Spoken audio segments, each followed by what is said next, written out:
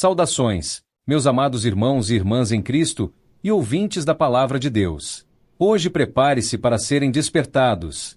Não saia deste vídeo, por favor, ouça até o fim, é mais uma advertência de Deus para a sua vida. Mas primeiro, se você está gostando deste assunto e deseja saber mais sobre as próximas revelações de Apocalipse, inscreva-se no canal, ative o sininho e deixe seu comentário. Convido você a refletir sobre a seriedade e a urgência desta mensagem. Portanto, se você deseja entender as verdades profundas sobre os juízos de Deus e as implicações espirituais desses eventos, este vídeo é para você. Vamos juntos, então, nos aprofundar nesta poderosa passagem e descobrir o que Deus tem a nos ensinar através dela. Apocalipse 9, verso 13. E tocou o sexto anjo a trombeta, e ouvi uma voz que vinha dos quatro cantos do altar de ouro, que está diante de Deus. Esses versículos fazem parte do ciclo de julgamentos das trombetas, uma série de julgamentos divinos que ocorrem durante os tempos apresentados no Apocalipse. Cada trombeta desencadeia um evento catastrófico ou sobrenatural na Terra. O sexto anjo é o portador desta trombeta específica, e seu toque inicia um dos juízos mais devastadores sobre a humanidade em toda a Terra. E tocou o sexto anjo a trombeta. O toque da trombeta é um símbolo de um anúncio divino. Na Bíblia, trombetas são usadas para chamar o povo à ação, para avisar de perigos iminentes e também para introduzir grandes eventos de julgamento. No livro de Números capítulo 10, versos 9 a 10 diz: E, quando na vossa terra sairdes a pelejar contra o inimigo, que vos oprime, também tocareis as trombetas retinindo, e perante o Senhor vosso Deus haverá lembrança de vós, e sereis salvos de vossos inimigos. Semelhantemente, no dia da vossa alegria e nas vossas solenidades, e nos princípios de vossos meses, também tocareis as trombetas sobre os vossos holocaustos, sobre os vossos sacrifícios pacíficos, e vos serão por memorial perante vosso Deus. Eu sou o Senhor vosso Deus.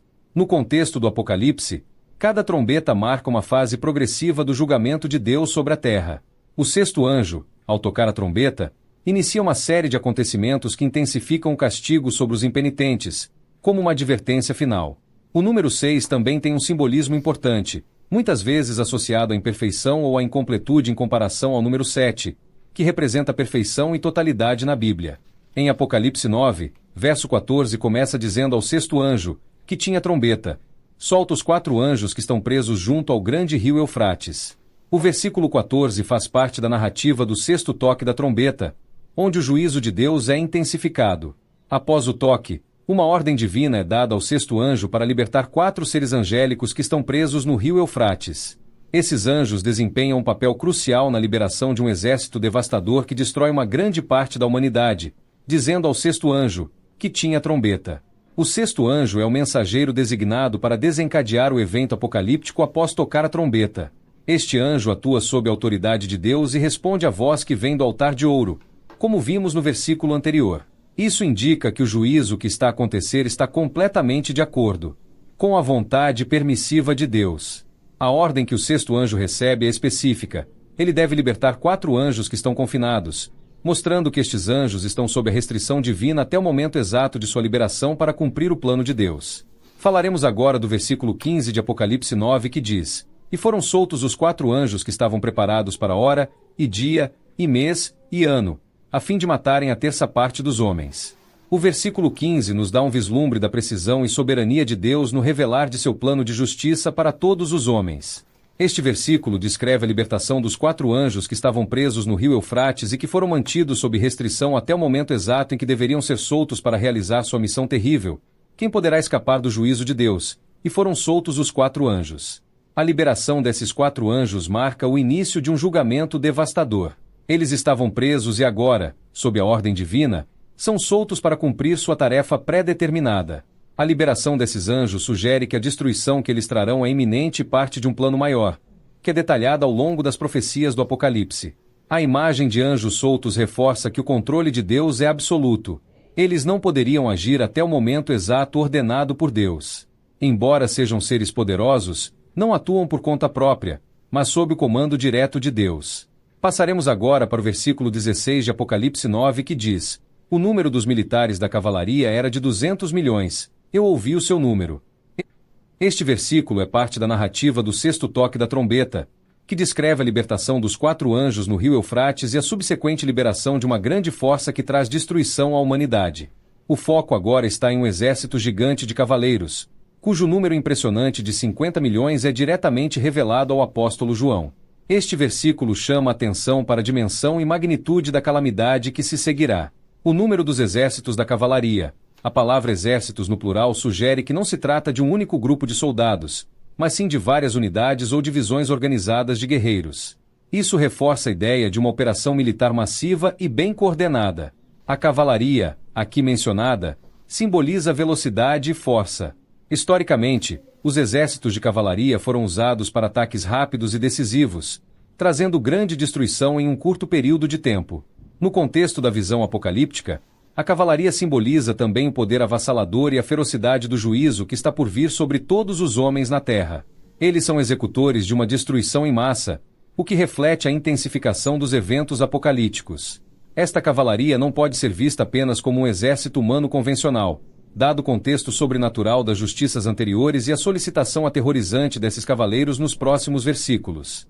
Muitos estudiosos da palavra de Deus acreditam que esse exército pode ser composto por entidades demoníacas ou espirituais, desencadeadas como parte do juízo de Deus. Esses cavaleiros poderiam representar forças espirituais malignas liberadas para infligir destruição. Ainda no versículo 17 de Apocalipse 9 diz: "E assim vi os cavalos nesta visão, e os que sobre eles tinham couraças cor de fogo, de jacinto e de enxofre, e as cabeças dos cavalos eram como cabeças de leões e de suas bocas saíam fogo, e fumaça, e enxofre." O versículo 17 é uma descrição detalhadamente da visão que João teve dos cavaleiros e seus cavalos.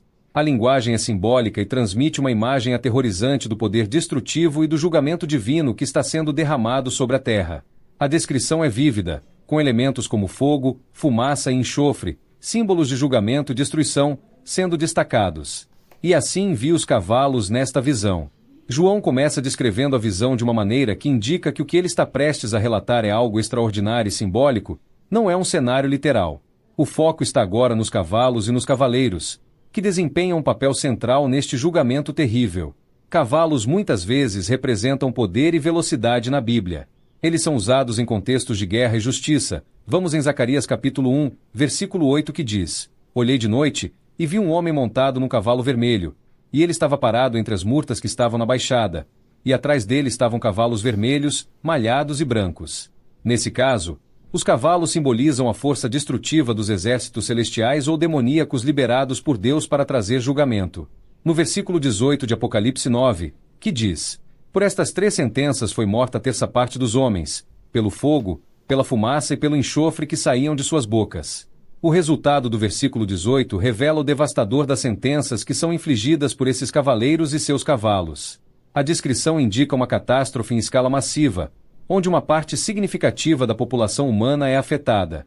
As 3 sentenças de fogo, fumaça e enxofre estão relacionadas diretamente à destruição que esses cavaleiros causam. Por estas 3 declarações, as 3 perguntas aqui mencionadas, fogo, fumaça e enxofre, representam não apenas a natureza do julgamento, mas também o método pelo qual a decisão é executada. A utilização da palavra flagelo sugere que essas intervenções são divinas diretas, causando destruição em uma escala que não pode ser ignorada. Este conceito de frases é recorrente na Bíblia, sendo um tema forte na história do Êxodo, quando Deus enviou palavras sobre o Egito, como um sinal de seu poder e como julgamento sobre a idolatria do faraó e do povo egípcio. Aqui, a repetição desse termo conecta o juízo em Apocalipse com a antiga história de juízo de Deus. Vamos para o versículo 19 de Apocalipse 9, que diz: "Porque o poder dos cavalos está na boca deles e nas caudas, porque suas caudas são como serpentes, e têm cabeças, e com elas danificam." Fornece uma visão mais específica do poder destrutivo dos cavalos e dos cavaleiros, ampliando a imagem aterrorizante que já foi apresentada. A descrição enfatiza que a capacidade de causar dano não se limita apenas à boca dos cavalos, mas também se estende às suas caudas. Isso sugere que o juízo que está sendo infligido é abrangente e multifacetado, porque o poder dos cavalos está na boca deles e nas caudas. Este versículo revela que o poder de destruição dos cavalos não é apenas uma questão de força bruta ou velocidade, mas está intimamente ligado às suas partes mais simbólicas, a boca e a cauda. A boca representa a expressão e a manifestação do que esses seres podem fazer. O fato de que o fogo, a fumaça e o enxofre saem de suas bocas, conforme descrito nos versículos anteriores, indica que a destruição e o juízo são proclamados e executados de maneira poderosa e sobrenatural. A cauda como símbolo de destruição é interessante, pois frequentemente em textos bíblicos, as caudas estão associadas a engano e dano. O uso de cauda aqui indica que a destruição pode ser sutil e inesperada, causando dano não apenas pelo que é óbvio à boca, mas também pelas ações que podem passar despercebidas. No versículo 20 de Apocalipse 9, que diz: "E os outros homens, que não foram mortos por estes juízos, não se arrependeram das obras de suas mãos, para não adorarem os demônios e ídolos de ouro, de prata, de bronze, de pedra e de madeira, que não podem ver, nem ouvir, nem andar." O versículo 20 destaca uma resposta crítica da humanidade às crenças e ao julgamento de Deus.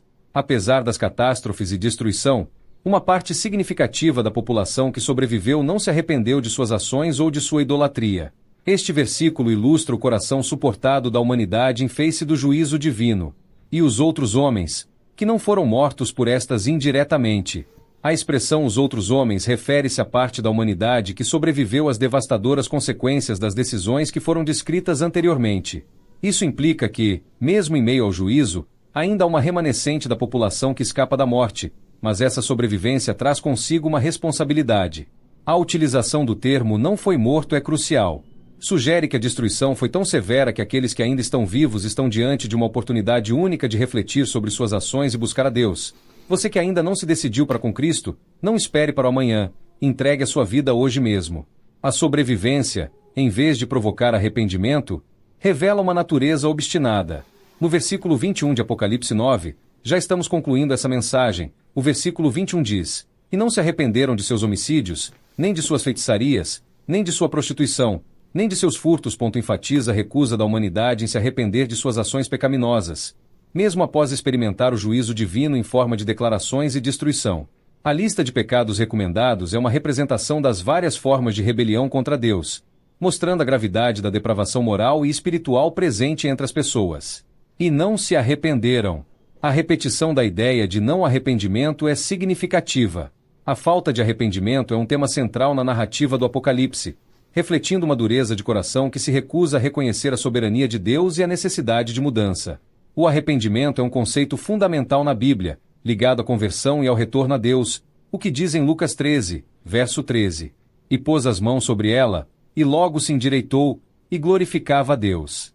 A recusa em se arrepender, portanto, é uma vítima não apenas dos atos que cometeram, mas também da misericórdia e da graça que Deus. Meus amados irmãos e irmãs,